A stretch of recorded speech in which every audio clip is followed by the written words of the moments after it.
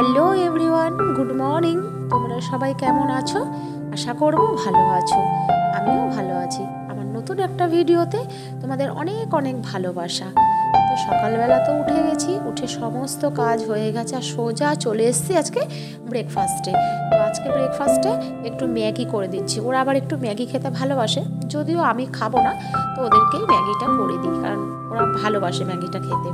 তা ওদিকে তো ওদের করে দিলাম, আর বাকি কাজগুলো আস্তে আস্তে সেরে নিচ্ছি। তাই বইয়ের একটু গুছিয়ে নিচ্ছি, কারণ জানো তো যা করে রাখে, মানে এত পড়াশোনা করে তো ওই কারণে। তো আজকে গোছাচ্ছি, আবার কালকে যেইকে সেই হয়ে যাবে, তবুও একটু করতে হবে, কিছু করার নেই। যাকে তা বইয়ের একটা দিকে একটু গুছিয়ে মোটামুটি তো বিছানাটাকে গুছিয়ে নিলাম। আজ খাটটা ঝাড় দিয়ে এবার ঘরটাকেও একটু ঝাড় দিয়ে নিচ্ছি, কারণ খাট দেখবে ঝাড়লে না, তারপর ঘরটা না ঝাড় দিলে বালি বালি করে। তা মোটামুটি এদিকে আমি ঘরটা আগে পরিষ্কার করে নিই, এরপর রান্নাবান্নায় যাব। তা মোটামুটি কাটা বাটা রেডি করে নিয়েছি, আর এখন যেহেতু শীতকাল একটু দেরি করে করেই রান্নাটা করি। তার আগে আমি এদিকে সমস্ত কাজগুলো করে নিই, ঘর ঝাড় দেওয়া, ঘর মোছা, মোটামুটি তোলা কাজগুলো সব আগে করে নিই। তারপর অনেক সময় কি হয়, যেহেতু ঠান্ডা পড়েছে না, সেহেতু অনেক সময় কি করে স্নান করে এসেও গরম গরম রান্না করতে বসি। সব কোটা বাটাটা রেডি করে নিই, তাহলে কোনো অসুবিধা হয় না। আর দোকান থেকে কটা জিনিস এসেছিল, ওই নিমকির প্যাকেট, চানাচুরের প্যাকেট, বিস্কিট, এইগুলো ভাবলাম একটুখানি জায়গার জিনিস জায়গায় ঢেলে রাখি। আর আমার এই জানলাটা দিয়ে দেখো এত রোদ আসে না, যে তোমার ঠিক করে ফোকাস হয় না, ক্যামেরায় সাদা সাদা হয়, কিছু করার নেই। আবার গরমকালে আবার রোদের তাপটা আবার আমার মেন দরজা দিয়ে আসে। আর এই ক্যাবিনেটগুলো এত ভালো না, মানে টিফিন বক্স বলো, মুদিখানার জিনিস বলো, রাখলে খুব সুবিধা হয়। অগোছলো থাকলেও কেউ দেখতে পায় না, বেশ মানে খুব সুন্দর লাগে। আর জিনিস যদি তুমি পরস্পর রাখো, তোমার নিতেও অসুবিধা হয় না।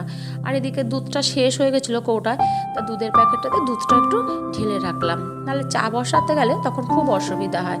তো এদিকে করতে করতে ওদিকে আবার মাছটা বসিয়ে দিয়েছি। তো ওদিকে ট্যাংরা মাছ এনেছিল, তো ট্যাংরা মাছটা ওদিকে ভাজতে দিয়েছি।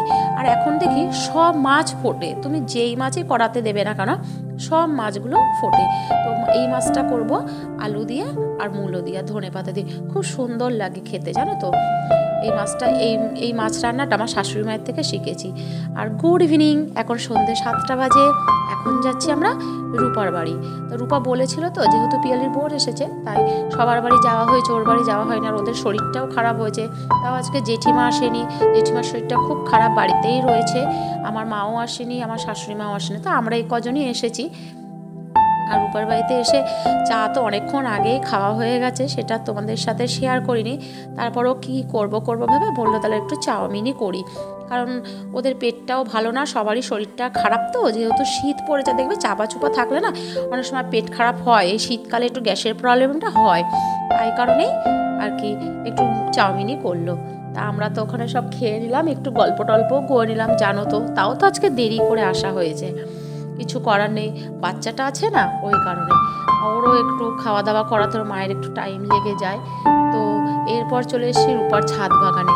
দেখো বক ফুল পারছে, দেখো ওর বাড়িতে ছাদে এত গাছ লাগিয়েছে, মানে সামনে এসে না দেখলে তোমরা বুঝতেই পারবে না।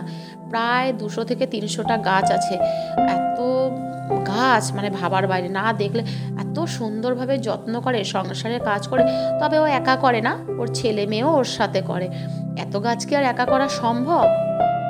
ওর ছেলেও করে। আর প্রচুর গাছ, আমি হয়তো এত গাছ চিনিও না, জানিও না। তা তোমরা যদি জানো কোনটা কি গাছ, কমেন্ট করে বলো। তবে দেখলে বেশ ভালো লাগে, প্রচুর ফুল গাছ আর প্রচুর যত্ন করে। আর সংসারে কাজ সেরে এই একতলা দোতলা করা খুব মুশকিল, জানো তো।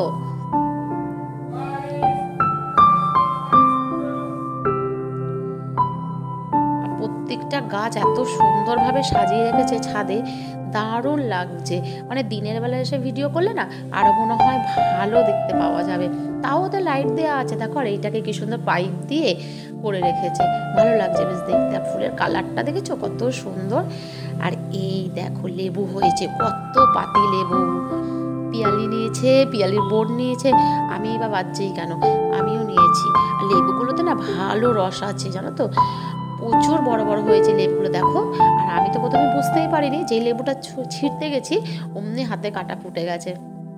তারপরে আবার দেখে দেখে নিয়েছি, বুঝতে পারিনি প্রথমে, কারণ লেবু গাছে তো কাটা থাকেই, ওই কারণে। বেশ বড় বড় দেখো লেবুগুলো, এই দেখো কত টপ, দেখো আর এরকম ভাবে রেলিং করে দিয়েছে, তাহলে কি নিচে ছাদটা নোংরা হবে না, ওই কারণে দেখো এগুলো আবার এইভাবে রেখেছে। এগুলো করতে খাটনি না বলো, যেমন খাটনি তেমন হচ্ছে, মানে টাকা তো লাগেই, কিন্তু খাটনিরও একটা বিশাল ব্যাপার আছে না, সংসারে কাজ করে একতলা দোতলা করা কিন্তু চারটিখানি কথা না, আর সবাই মিলে না করলে সত্যিই খুব অসুবিধা। এই যে আমাদের রূপারানী, মানে ফুলের যত্ন করতে করতে আমার রূপারানীর আর যত্ন হচ্ছে না নিজের প্রতি, বুঝতে পারছো তোমরা? তোমরা বলো কোনটা কি ফুল কেমন লাগলো আমাদের রূপার ছাদ বাগান।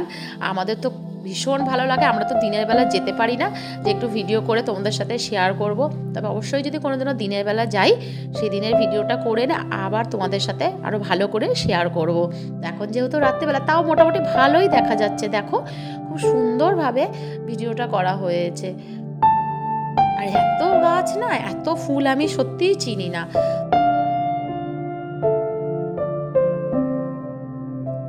প্রচুর ফুল গাছ, প্রচুর ফুল গাছ। আর তার মধ্যেই আমরা গল্প করে নিচ্ছি, আর লেবু পাতা দেখলেই পিয়ালি ছিঁড়তে শুরু করে দেয়, জানো না, ওর একটা বাই হয়েছে এটা। তো যাকে সন্ধ্যেটা তো মোটামুটি আমাদের ভালোই কেটে যায়, জানো তো, আমরা সবাই এক জায়গায় হলে গল্পেরও শেষ থাকে না। তোমরা হয়তো আমাদের সব ব্লগেই দেখতে পাও, একবার যদি বসে গেলাম আসন নিয়ে, এই দেখো লঙ্কা হয়েছে, কত লঙ্কা হয়েছে গাছে, শুধু দেখো।